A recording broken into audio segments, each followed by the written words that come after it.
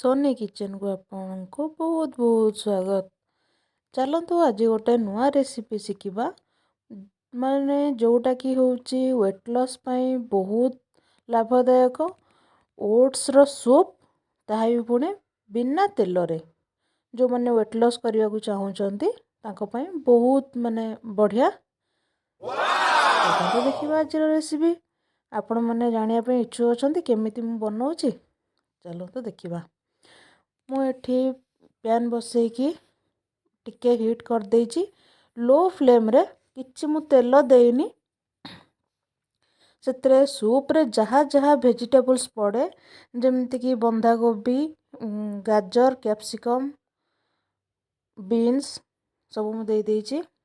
मु आगे पियाज रसुण देनी जेहेतु तेल देनी मुझे आगे वेजिटेबल्स देदेली टिके चलईदेली तापर देदेली पियाज रसुण कंचा लंका देदेली।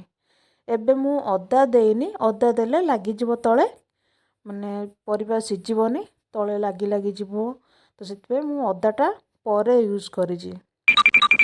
एटी माने सब वेजिटेबल्स को पूरा लो फ्लेम रे ताकू मु 10 मिनट पर्यंत भाजिली टिके मझे पानी भी दे देथिली माने परिबा सेतरे बढ़िया से सिझीगला।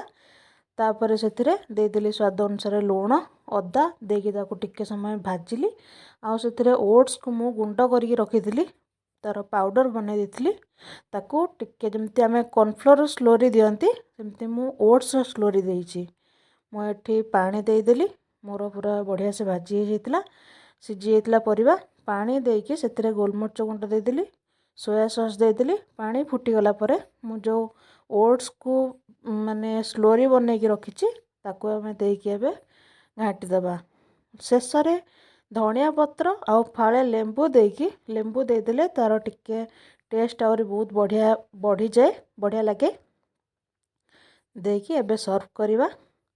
ओट्स रो सूप बिना तेल रे बहुत हेल्दी बहुत टेस्टी भी लगिला।